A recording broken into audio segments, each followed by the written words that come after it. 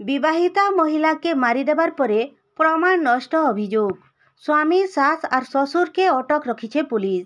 बलांगीर जिला लोईसिहा थाना बुड्डा गाँव में हलचल सृष्टि होइछे। जने विवाहिता महिला के मारी देवार परे सासघर लोके पुड़े देथिबार अभियोग होइछे। गलाखेल बुड्डा गाँवर सुदाम बड़ियांकर स्त्री नमिता बड़ियांकर संदेहजनक मृत्यु होइथिला।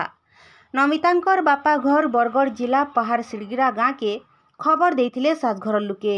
हेले बापघर लोके पहुँचीबार आगुनो मलाधी के नैकरी पुड़े देथिले सासघर लोके। जेनथि लगी हत्या परे प्रमाण नष्ट लगी सबके पुड़े देथिबार अभियोग करिछन नमितांकर भाई।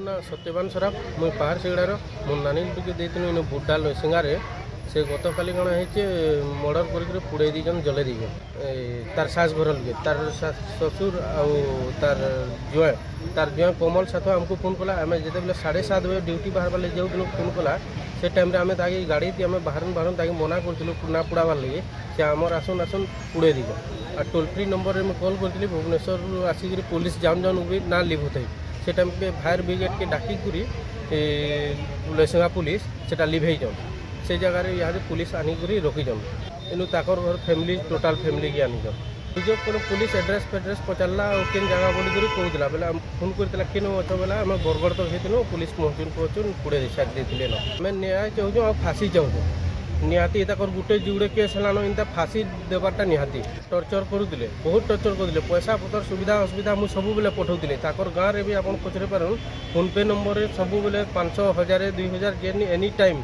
जेन मोमेंट रे फोन कला से मोमेंट रे पैसा पतर मुझे पठाऊली परा समस्त जिते पिला थे सब मोर घर बनाला बेले भी जाते सबको खाबार पीबार सब रेडी कर। लोईसिहा पुलिस गोटे मामला रुजु करी स्वामी सुदाम बड़िया सास और ससुर के अटक रखी करी पचरा उचरा करुछे।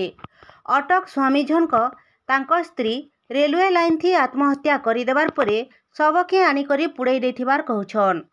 किंतु जदि रेलवे लाइन थी मृत्यु हैला तेबे रेलवे पुलिस के खबर क्या है जे नहीं देले बिना पोस्टमार्टम थी केंता कले शव व्यवच्छेद और बापघर लोक आसबार आगुनो क्या है जे पुड़े देले सबके इ सबके नहीं करी स्वामी हत्या करिथिबार नहीं संदेह दृढ़ीभूत हेउछे।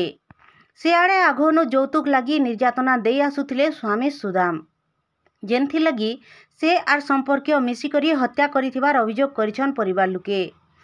सियाड़े घटनार तदंत परे कार्यानुष्ठान ग्रहण करी हेबा बोली कहिछन बलांगीर एसडीपीओ। आज गोटे लुईसिंगा थाना गोटे इनफर्मेशन आसला कि बुड्डा गाँव में जड़े महिला जहाँ नमिता बणिया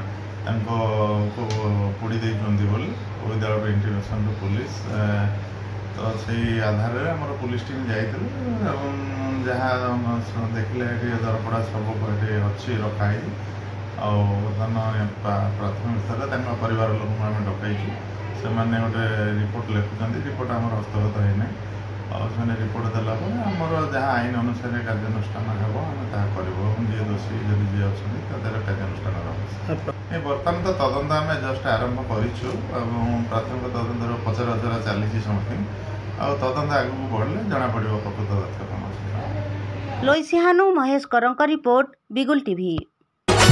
संबलपुरी न्यूज़ चैनल।